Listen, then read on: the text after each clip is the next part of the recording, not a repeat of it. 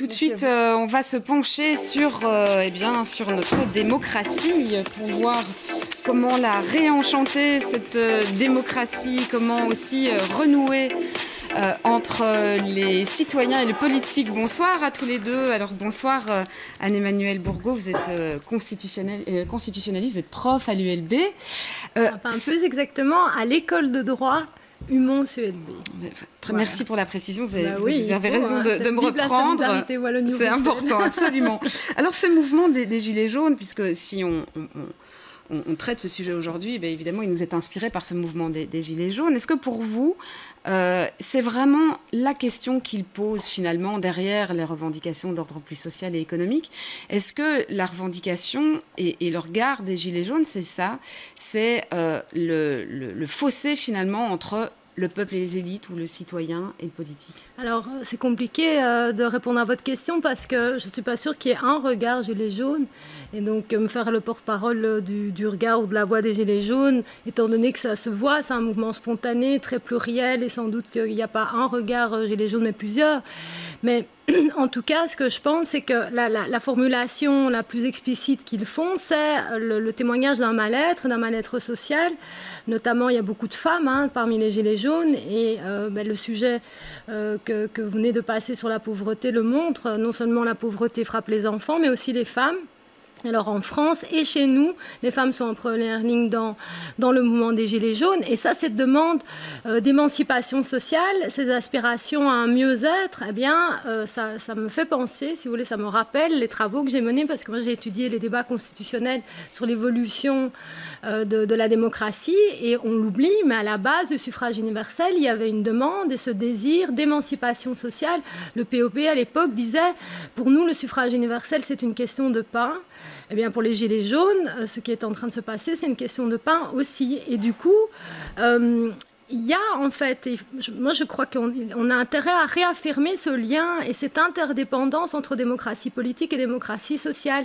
Quand on a voulu le suffrage universel, je relisais aussi en vue de ma visite chez vous, c'est les textes qui ont précédé le combat pour le suffrage universel parlaient nommément et explicitement de ce combat social. C'était pas, si vous voulez, dans l'abstrait qu'on voulait le suffrage universel, c'était pour avoir un avenir meilleur. Le catéchisme du peuple, qui est un des textes fondateurs. Ouais, et donc je vous interromps, mais donc je reviens avec cette idée de la crise de la démocratie représentative. Ouais. Il y a une part dans ce que j'entends, de ce que vous dites en tout cas, une forme de sentiment de ne plus être représenté finalement par les personnes qui ont été élues. Je pense que le ressenti, et ça on le voit dans les chiffres, au-delà des Gilets jaunes, les Gilets jaunes, j'ai presque envie de dire que c'est la pointe de l'iceberg, qui a cette idée qu'on n'est pas bien ou mal ou pas assez représenté. Alors ça transparaît dans tous les chiffres, que ça soit les chiffres sur la jeunesse aussi. Les chiffres sur les jeunes sont terribles. Le décrochage démocratique qui a lieu pour le moment, ça s'entend dans les discours des Gilets jaunes, mais plus généralement dans leurs études. Ouais, donc c'est effectivement un constat qu'on pose depuis longtemps, ce problème de la crise de la représentativité. Absolument. David Petit, bonsoir. Vous nous expliquerez d'ailleurs dans un instant quelle est cette structure agora que vous représentez ce soir. Mais même constat que vous posez, même analyse? En tout cas, oui. Si on demande à des gens clairement, ils ne ressemblent pas, ils ne se sentent pas bien représentés par les parlementaires. Si on regarde un parlementaire type, ce serait un homme blanc de plus de 50 ans, universitaire, plutôt juriste. Ça ne correspond pas à la majorité des gens. Alors, il y a une diversité, je ne dis pas qu'il y a un seul type de parlementaire, mais il y a des grandes catégories de personnes de la population, des grandes catégories de la population, qui en sont absents ou si peu présents que ça ne correspond pas à la population. Ouais, alors, Anne-Emmanuelle Bourgault, comment, justement, j'utilisais ce terme de comment réenchanter la démocratie, c'est une expression qui a été évidemment pas mal utilisée. Comment on essaye de réparer justement cette crise de la représentativité? Eh bien, on approfondit la démocratisation, parce que l'erreur, si vous voulez, ou le malentendu, c'est qu'on a cru, on a pensé que le suffrage universel suffisait, notamment parce que je ne sais pas vous, mais dans nos livres d'histoire, dans nos manuels, on nous dit dit, au fond, c'est au moment du suffrage universel qu'on a basculé dans la démocratie. Alors ça, c'est vrai, parce que le suffrage universel est nécessaire. Je ne crache pas dans la soupe démocratique, certainement pas. Donc il est nécessaire la démocratie, mais il n'est pas suffisant. Il faut aider le suffrage universel à accomplir ses promesses. Et aller voter comme ça tous les 5-6 ans ne suffit pas. Et donc il faut peupler, si vous voulez, nourrir, construire, approfondir cette citoyenneté d'autres moments, par une dose notamment de ce qu'on appelle la démocratie participative. Absolument. Alors là, de la démocratie participative, on l'appelle comme on veut. Moi, j'appelle ça de la démocratie tout court, je dois vous dire, parce que je pense qu'il n'y a pas plusieurs formes de démocratie.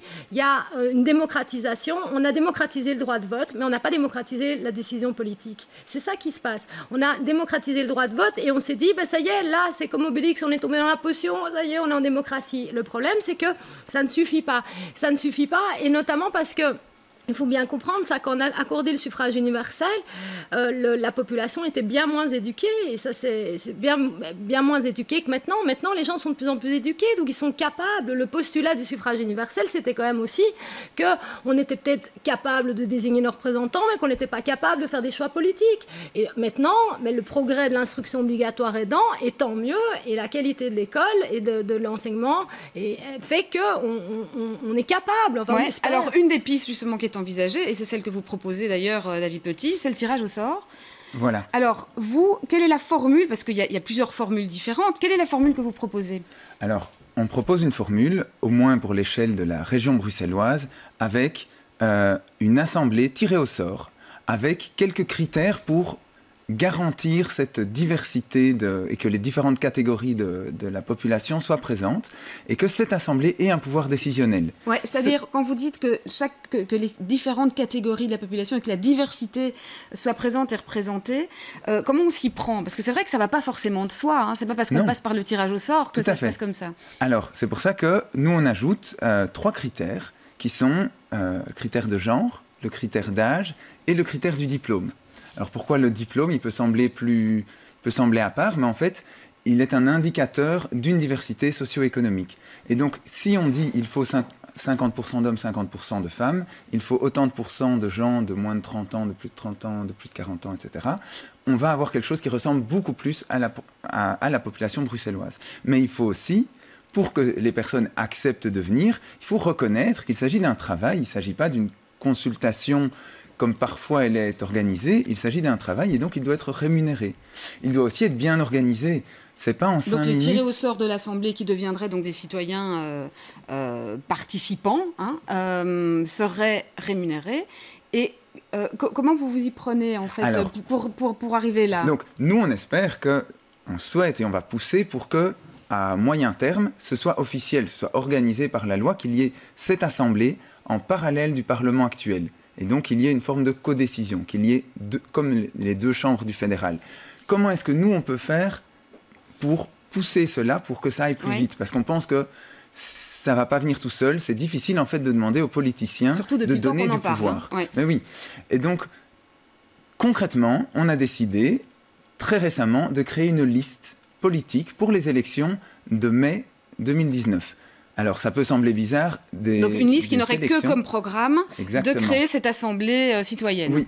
Et donc, on propose aux gens de soutenir ce mouvement, de voter pour qu'il y ait un parlementaire dont la seule fonction, c'est de représenter, c'est d'être porte-parole direct de ce qui sort de l'Assemblée. De plus, il pourra aussi faire un lobby pour institutionnaliser ceci, et en fait on est convaincu que le fait que cela fonctionne, le fait de voir ce qui va ressortir, va convaincre un grand pan de la population. Ouais, alors réaction Anne-Emmanuelle Bourgault sur franchement, je suis persuadée que la situation est tellement critique, alors là, qu'il faut faire feu de tout bois démocratique, et surtout que le statu quo devient intenable. Et ce que je trouve vraiment génial, donc je vous félicite, c'est que les citoyens là créent des choses extraordinaires et dépassent le statu quo, parce que ce qu'on voit, c'est qu'il y a une évolution, je trouve, je la perçois. C'est qu'il y a quelques années, quand vous aviez un discours disant le suffrage universel ne suffit pas, dangereuse, populiste, tandis que maintenant,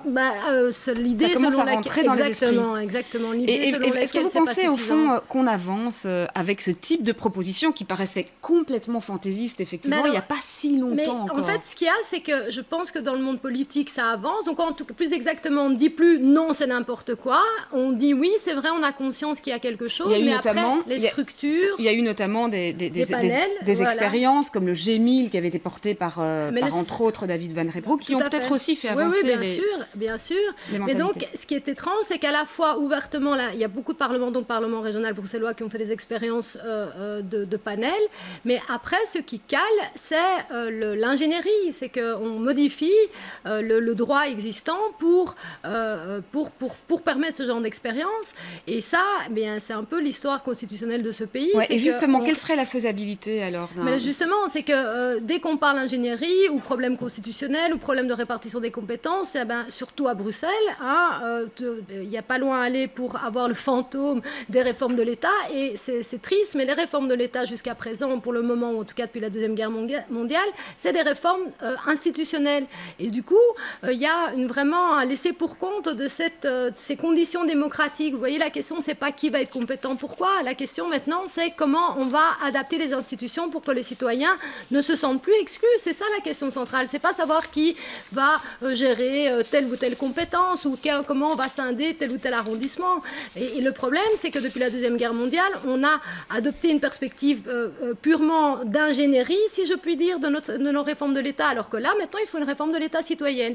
Et alors, ce que je voulais dire, c'est que dans l'attente... on va devoir bientôt clôturer, malheureusement. Ça n'arrive pas. Il y a des expériences uniques de panel comme ça, mais ça ne crée pas de la structure. Ce que je trouve génial, c'est que les citoyens s'emparent. Et ça, c'est en un mot, vous pensez que ce genre d'initiative peut aboutir justement et faire bouger alors au final l'ingénierie, mais ça aboutit déjà parce que ça a déjà abouti puisque c'est des citoyens impliqués et des citoyens volontaires. Alors, que demander de mieux? Pour eux, le déficit démocratique n'est pas comblé, mais en tout cas, ils comblent même leur propre déficit démocratique. Écoutez, on va terminer sur cette note d'optimisme. Merci en tout cas à tous les deux, et bien sûr qu'on suivra combien ce dossier d'ici le mois de mai 2019. Merci en tout cas à tous les deux, et puis on va se plonger